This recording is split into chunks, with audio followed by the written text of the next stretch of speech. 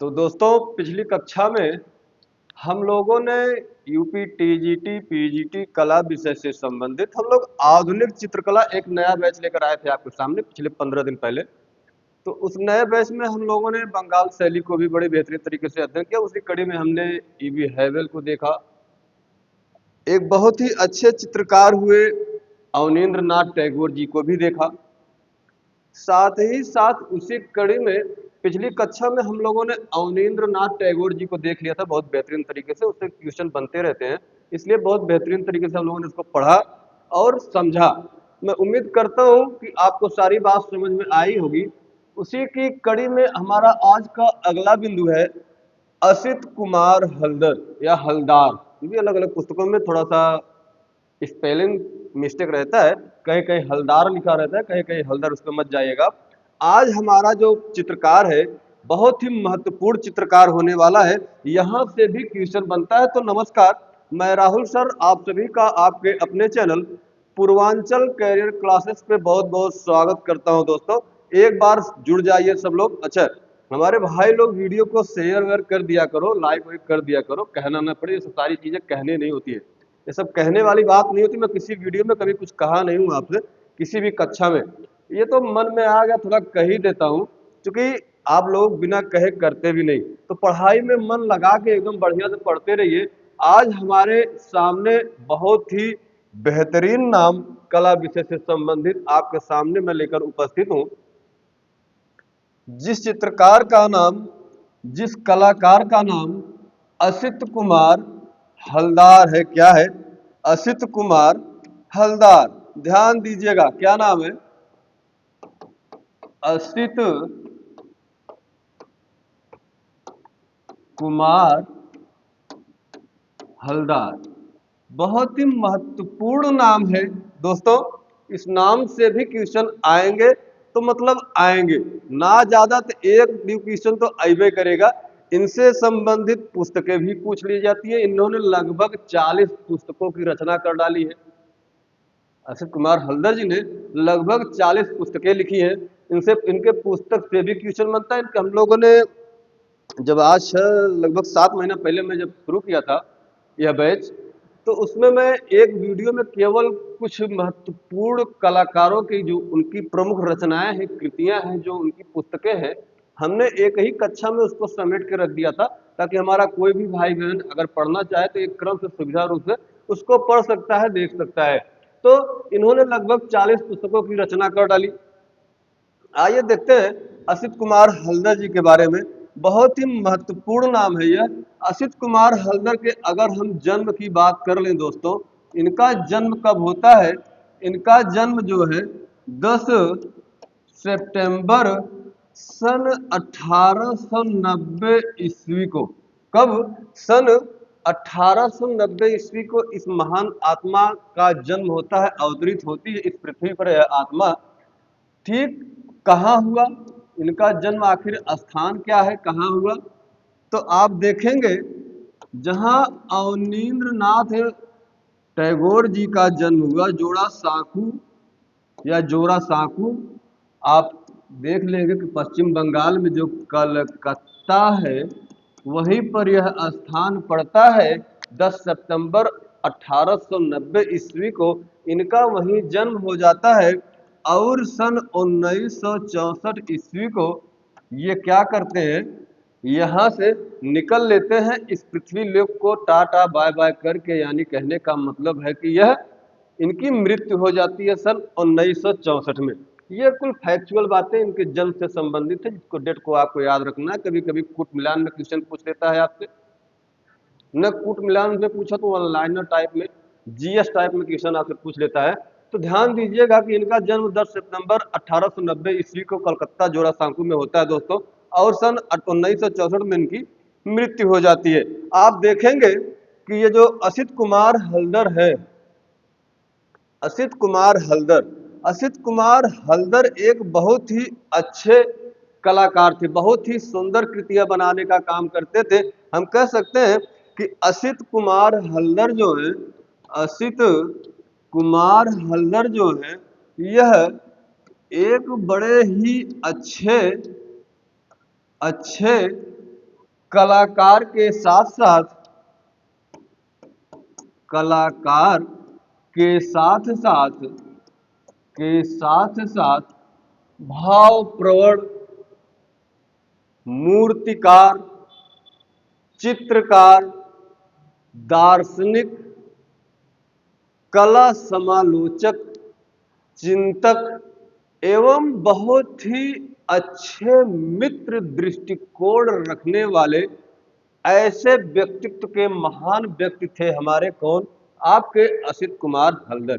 कहने का मतलब है कि यह एक कल्पनाशील, भाव प्रवण के साथ साथ एक अच्छे दार्शनिक, एक अच्छे मूर्तिकार, एक अच्छे चित्रकार, साहित्यकार, आप कह सकते हैं कि एक अच्छे कला संयोजक, कला समालोचक, कला चिंतक, साथ ही एक अच्छे कवि भी थे और मित्र दृष्टिकोण रखने वाले महान व्यक्तित्व के धनी आदमी थे कौन, यही आपका माफ करिएगा,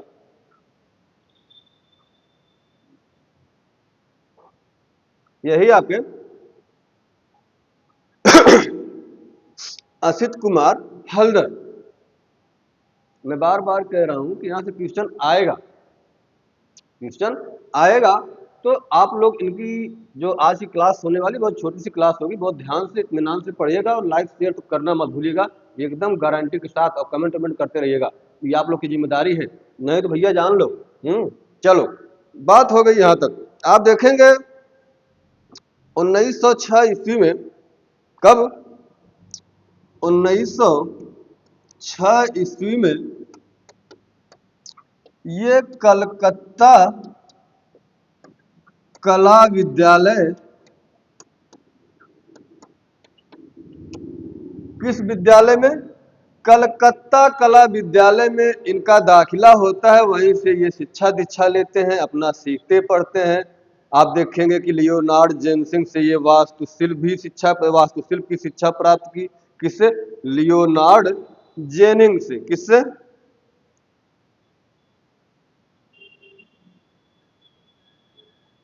लियोनार्ड जेनिंग्स, लियोनार्ड जेनिंग से इन्होंने शिल्प कला का बखूबी प्रशिक्षण लिया। कला सीखने का काम इन्होंने, आप देखेंगे कलकत्ता कला विद्यालय में इनका दाखिला हो जाता है सन 1906 ईस्वी में, वहां पर जाते हैं। आगे चलकर इन्होंने लियोनार्ड जेनिंग्स से शिल्प कला भी सीखने का काम किया। शिल्प कला भी यानी शिल्प कला आप कह सकते हो, या वास्तुशिल्प, इसी को आप वास्तु शिल्प सीखने का काम किया, प्रशिक्षण बखूबी लिया। आगे आप देखेंगे कि सन 1912 से, कब, 1912 से 1923 ईस्वी तक, कब, 1912 से 1923 ईस्वी तक ये शांति निकेतन में प्राचार्य भी रहे। कहीं कहीं पुस्तकों पे आपको शिक्षक भी मिल जाएगा, तो उस पर कंफ्यूज होने की जरूरत नहीं है, मैं जो बता रहा हूं वही सही है। क्योंकि हम कई जगह से, कई पुस्तकों से, कई अध्यापकों से, अपने गुरु से राय मशवरा करके ही जो ऐसी चीजें होती है जिसमें सस्पेंस हो, उसको क्लियर करके ही हम आपके सामने रखते हैं। ऐसे ही नहीं हवा में आए और जो सामने पड़ा वही रख दिए, ऐसा नहीं है मित्रों, विश्वास रखिएगा। तो 1912 से 1923 ईस्वी के मध्य ये शांति निकेतन में प्राचार्य के पद पर रहे। कौन, आपके असित कुमार हल्दर जी। हमने बताया कि बहुत ही महान व्यक्तित्व था। आप आगे देखेंगे इनके बारे में, असित कुमार हल्दर जी के बारे में आगे देखेंगे तो आपको देखने के लिए मिलेगा कि असित कुमार हल्दर अजंता जाते हैं, अजंता के साथ साथ जोगीमारा जाते हैं, और जोगीमारा के साथ साथ इन्होंने बाघ की गुफाओं के अभी वहां पर भी जो चित्रकारी की गई थी, उस पर भी इन्होंने जांच परख किया, अध्ययन किया, प्रतिलिपियां तैयार की। इन्होंने सर्वप्रथम अजंता की गुफाओं का सैर किया। अजंता के बाद ये जोगीमारा जाते हैं, जोगीमारा, और जोगीमारा के बाद ये बाघ गुफा में जाते हैं, बाघ। चलिए, सन आप देखेंगे कि सन 1910 ईस्वी में लेडी हैरिंघम, लेडी हैरिंघम की अध्यक्षता में या लेडी हैरिंघम के आमंत्रण करने पर, बुलाने पर, लेडी हैरिंघम के आमंत्रण पर यह नंदू चाचा के साथ, नंदू चाचा मतलब नंदलाल बसु के साथ, कौन, यही असित कुमार हल्दर जी की बात हो रही है, जाते हैं और अजंता की गुफाओं का सैर सपाटा करते हैं, जांच परख करते हैं और वहां की बहुत बेहतरीन प्रतिलिपियां तैयार करके ले आते हैं। आप देखेंगे कि इनके अधिकतर चित्र आपके यहीं, जो इन्हीं के नाम से आपके इलाहाबाद संग्रहालय है, उस संग्रहालय में इनकी अधिकतर कृतियां संरक्षित है, सुरक्षित है। आगे देखेंगे 1914 ईस्वी में, कब, सन 1914 ईस्वी में ये जोगीमारा जाते हैं। कौन, आपके यही असित कुमार हल्दर जी। सन 1914 में समरेंद्र नाथ गुप्त के साथ, यानी पुरातत्व विभाग जो है इनको भेजता है, इसको, असित कुमार हल्दर जी को पुरातत्व विभाग जो है किसके साथ, समरेंद्र नाथ गुप्त के साथ भेजता है जोगीमारा। और असित कुमार हल्दर जो है पुरातत्व विभाग के भेजने के साथ साथ समरेंद्र नाथ गुप्ता जी के साथ पकड़ लेते हैं और जाके जोगीमारा की गुफाओं में वहां के चित्रों का अध्ययन करते हैं, पढ़ते हैं, समझते हैं, देखते हैं सारी चीजें। उसके बाद बहुत ही बेहतरीन प्रतिलिपियां तैयार करने का काम करते हैं। सन 1917 में, कब, सन 1917 ईस्वी में असित कुमार हल्दर जी जो है, असित कुमार हल्दर जी जो है बाघ की गुफा में जाते हैं और बाघ के गुफाओं की प्रतिलिपियां तैयार करते हैं।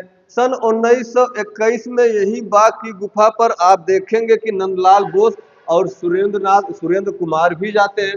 कब, सन 1921 ईस्वी में नंदू चाचा और सुरेंद्र कुमार भी जाते हैं, यहाँ की बाघ की गुफाओं का जांच करते हैं, निरीक्षण परीक्षण करते हैं और वहां की प्रतिलिपियां तैयार करने का काम करते हैं। दोस्तों, यहां तक तो बात हो गई कि अजंता में कब जाते हैं, कब, भाई ये सब चीजें फैक्चुअल चीज, बहुत याद रखने वाली चीज है मार साहब। ये पे गड़बड़ी न होए के चाहिए। इसमें गड़बड़ी मतलब अपने जिंदगी के साथ धोखा का, अपने जिंदगी के साथ धोखा, और अपने जिंदगी के साथ धोखा वह करत जे भैया, समझ ला, ओकरे आगे, ओकरे आगे हम का कहीं समझे ना होगा। आगे आवा, चला, देखा, अजंता गए, जोगीमारा गए, गए बाघ की गुफा, कौन, यही आपके असित कुमार हल्दर जी। इनके, चूंकि असित कुमार हल्दर ऐसे ही महान नहीं बन गए, इन्होंने, आप देखेंगे कि ऐसे परिवार में इनका जन्म ही हुआ जिनका वर्चस्व उस समय, आप देखेंगे, तूती बोलता था उस खानदान की। अवनींद्रनाथ टैगोर खुद इनके मामा रहे। अवनींद्रनाथ टैगोर खुद इनके मामा थे। इसीलिए भैया समझ ले बात। अच्छा, पहले गुरु भी वही माने जाते हैं, अवनींद्रनाथ टैगोर इनके गुरु भी माने जाते हैं, किसके, असित कुमार हल्दर के। ये बात याद रखिएगा। आप देखेंगे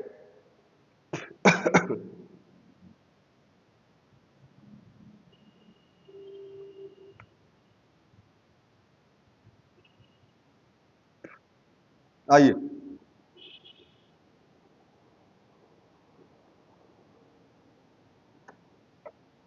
चलिए आगे चलकर 1923 ईस्वी में इटली और फ्रांस जाकर इन्होंने विधिवत कला का प्रशिक्षण लिया। कला शिक्षा यानी इंग्लैंड गए, इटली गए, फ्रांस गए, इंग्लैंड भी लिख देते हैं।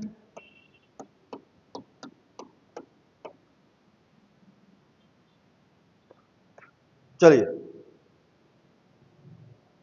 तो 1923 ईस्वी में असित कुमार हल्दर जी, आप देखेंगे कि कुछ कुछ समय के लिए, थोड़े थोड़े समय के लिए आपके इटली जाते हैं, फ्रांस जाते हैं, इंग्लैंड जाते हैं, और वहां से जब लौटते हैं 1924 ईस्वी में, तो ये जयपुर कला विद्यालय के एक बहुत ही अच्छे एवं आप देखेंगे कि विनम्र स्वभाव वाले ऐसे प्राचार्य किसी कला विद्यालय में उस टाइम पे जल्दी देखने के लिए कोई मिलता ही नहीं था। ये जयपुर कला विद्यालय में प्राचार्य के पद पर नियुक्त हो जाते हैं। कब? सन 1924 ईस्वी में।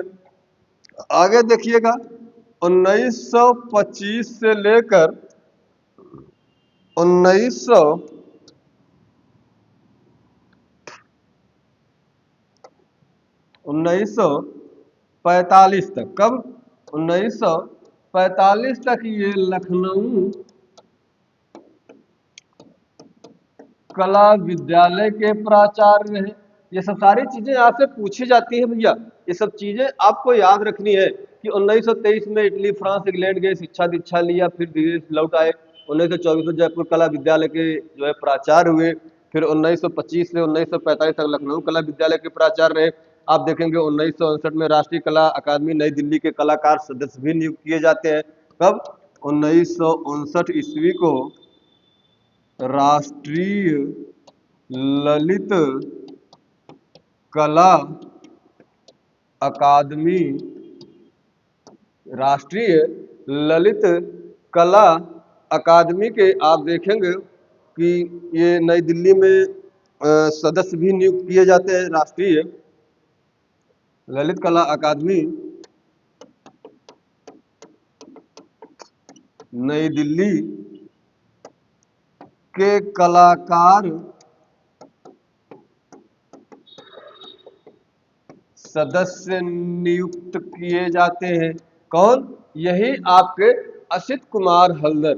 इन सारी बातों को याद रखिएगा। हालांकि आप देखेंगे कि असित कुमार हल्दर को दोस्तों जो ख्याति मिली, जो इनका नाम विख्यात हुआ, वह भित्ति चित्रण के रूप में इन्हें ख्याति मिली। भित्ति चित्रकारी बहुत ही बेहतरीन तरीके से करते थे। हालांकि इन्होंने जो है बंगाल पद्धति में चित्रण किया, आगे चलकर तैल रंग, जल रंग, टेम्परा तकनीक का भी प्रयोग किया इन्होंने। आप देखेंगे कि अर्थात असित कुमार हल्दर जी, इन्होंने कास्ट पर लाख की वार्निंग के साथ साथ आप देखेंगे टेम्परा पद्धति से चित्रकला की एक नई तकनीकें विकसित कर डाली। कौन? यही आपके असित कुमार हल्दर, जिसे जो है लिक्यनर, जिसे लिक्यनर भी कहा जाता है। जिसे क्या कहा जाता है? लिक्यनर कहा जाता है, लिक्यनर तकनीक कहा जाता है, या इसी को लोसित शैली भी कहते हैं। इसी को क्या कहते हैं? लोसित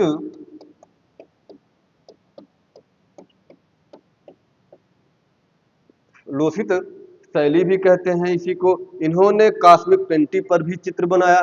कॉस्मिक पेंटिंग पर चित्र बनाने के साथ साथ इन्होंने आप देखेंगे कि जो है मूर्तिकार के रूप में प्रस्तर पर यानी पत्थर पर, कास्ट पर कांच की प्रतिमाएं भी बनाने का काम किया। तो हम इनके चित्रों की अगर बात कर ले, किसके?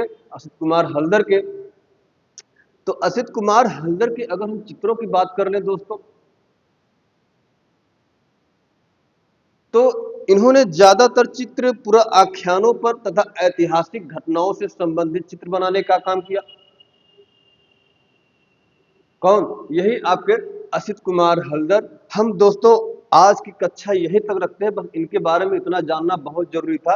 आगे की कक्षा में इनके कुछ प्रमुख चित्र देख लेंगे, एक अलग वीडियो में 10-15 मिनट की वीडियो होगी, इनके सारे के सारे चित्र और दो चार प्रमुख पुस्तकें हैं उनको भी देखने का काम करेंगे। हालांकि यहाँ तक मैं समझता हूँ सारी बात आपको समझ में आई होगी, और न समझ में आई होगी तो कमेंट में बताना, जहाँ दिक्कत होगी हम उसे फिर से प्रयास करेंगे, एक बार नहीं 1000 बार प्रयास करेंगे। परीक्षा आने वाली है, 3 महीने का समय, 4 महीने का लगभग बचा हुआ है, इसी में आपको सब कुछ करना है। आप लोग पढ़ते रहिए, व्यस्त रहिए, मस्त रहिए। तब तक के लिए धन्यवाद, नमस्कार, आदाब।